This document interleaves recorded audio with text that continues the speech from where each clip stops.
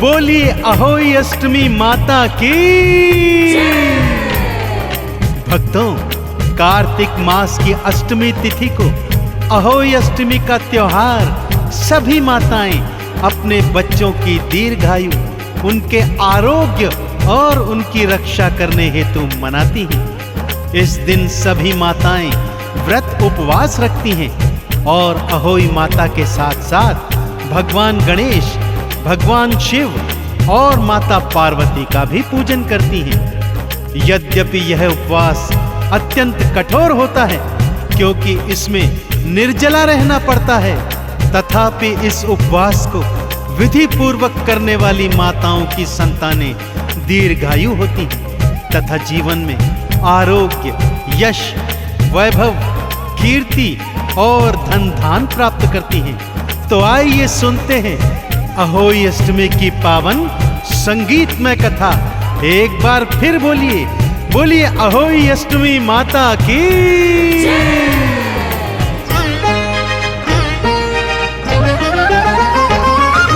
भक्तों, अहोई अष्टमी पावन ये त्योहार है, संसार की माताएं तो करती जय जयकार है।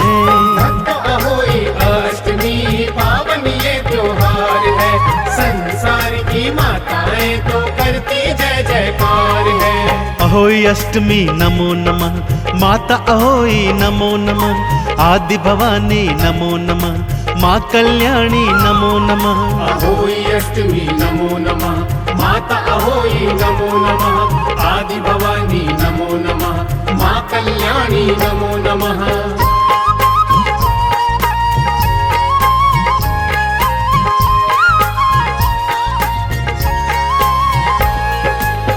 भक्तजनों, अहोई माता की कथा श्रवण से पूर्व 7 तरह के अनाज के दाने अपने हाथों में धारण कर लीजिए और कथा के पश्चात यह दाने गौ माता को खिला दें। कथा कुछ इस प्रकार से है भक्तों।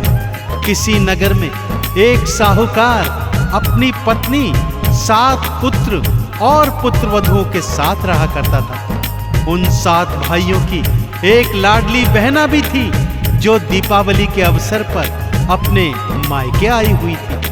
दीपावली में घर लीपना था, अतः साहूकार की 7 बहुएं अपनी ननद के साथ जंगल में मिट्टी लेने हेतु गईं। परंतु भक्तों, साहूकार की बेटी जहां मिट्टी खोद रही थी, वहां भूमि के नीचे एक स्याहू अर्थात साही अपने बच्चों के साथ रहती थी और बेटी की खुरपी के प्रहार से स्याहू का बच्चा मर गया। स्याहू ने क्रोध में क्या श्राप दिया, आइए सुनते हैं। तूने मेरा बालक मारा, जा श्राप मैं देती हूँ, आज अभी से मैं तेरी तो कोख को बंधवा देती हूँ। उसने भाभी से करी प्रार्थना, मेरी जगह कोख बंधवा लो। छोटी भाभी हुई तैयार फिर अपनी कोख बंधाने को। तब से उसकी संतानें होती काल शिकार है, संसार की सारी माएँ करती जय जयकार है। अहोई अष्टमी नमो नमः, माता अहोई नमो नमः, आदि भवानी नमो नमः, माँ कल्याणी नमो नमः।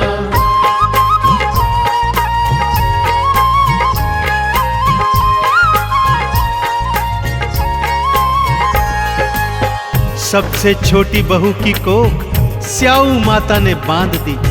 उसके 7 वर्षों में 7 पुत्र हुए भक्तों, लेकिन वो 7 दिन के होते ही मर जाते थे। पंडित जी से उपाय पूछा तो उन्होंने बताया कि सुरही गाय की सेवा ही कल्याण का एकमात्र मार्ग बचा है। बहू सुरही गाय की सेवा करने लगी। सुरही गाय बहू की सेवा से प्रसन्न हुई। उससे सेवा का कारण पूछा तो बहू ने स्याहू द्वारा कोख बंधवाने की सारी बात बता दी। सुरही छोटी बहू की कोख खुलवाने हेतु उसे 7 समुंदर पार स्याहू से मिलवाने ले जाती है। मार्ग में जब वो थक कर एक वृक्ष के नीचे विश्राम कर रहे होते हैं, तब क्या होता है, आइए सुनते हैं।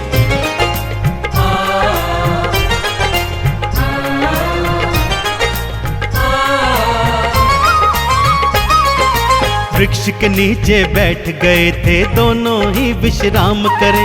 एक सांप फिर बहू ने देखा, नैना उसके खुल गए।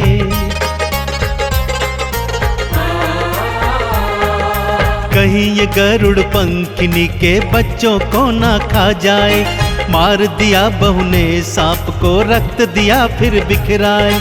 गरुड़ पंखिनी क्रोध में कर देती प्रहार है। संसार की सारी माएं करती जय जयकार है। अहोई अष्टमी नमो नमः, माता अहोई नमो नमः। आदि भवानी नमो नमः, माँ कल्याणी नमो नमः।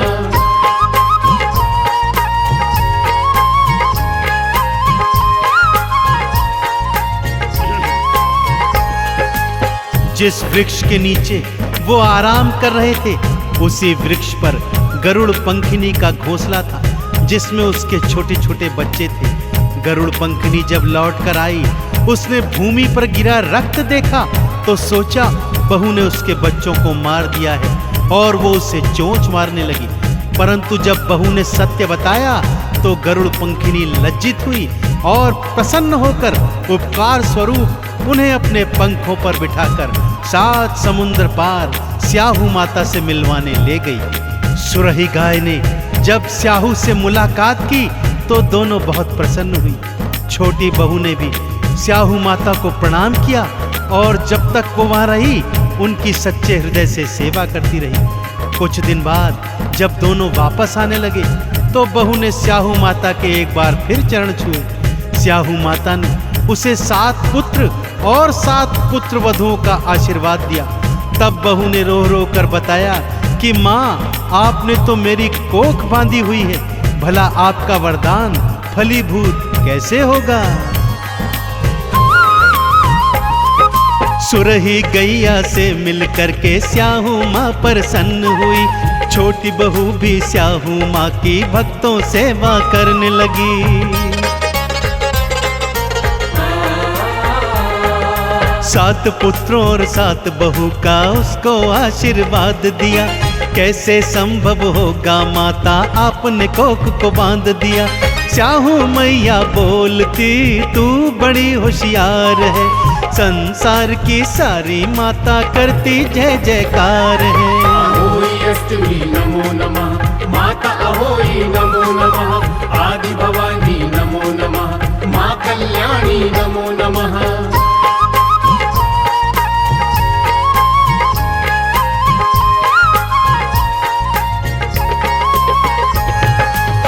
स्याहू माता बोली, अरे तू तो बड़ी होशियार है, पर जा, मेरा वरदान भी खाली नहीं जाएगा। तू घर जाना, अहोई अष्टमी का व्रत रखना, 7 भोग बनाना, 7 कढ़ाई करना, तारों को अर्घ्य देकर माँ का पूजन अर्चन कर एक समय भोजन ग्रहण करना।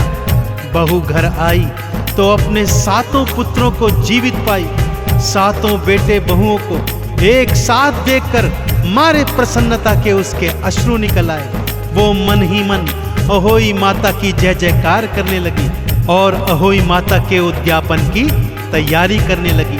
सभी ने अहोई अष्टमी का व्रत रखा, माँ को 7 तरीके के भोग लगाए, माँ की पूजा आराधना की, चारों को अर्घ्य देकर एक समय भोजन ग्रहण किया और माँ के नाम का गुणगान किया।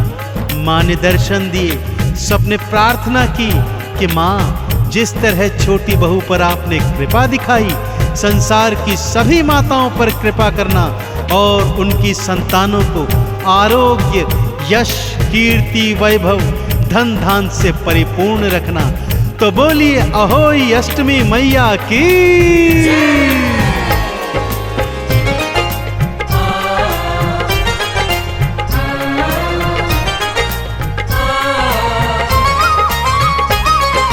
सुबह सवेरे स्नान ध्यान से जल्दी निवृत्त हो जाना, निर्जला उपवास रखना, अहोई माता को ध्याना।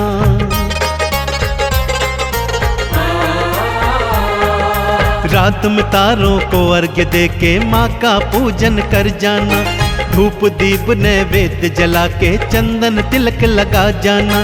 माँ अहोई अष्टमी करती बेड़ा पार है, संसार की माताएं तो करती जय जयकार है। अहोई अष्टमी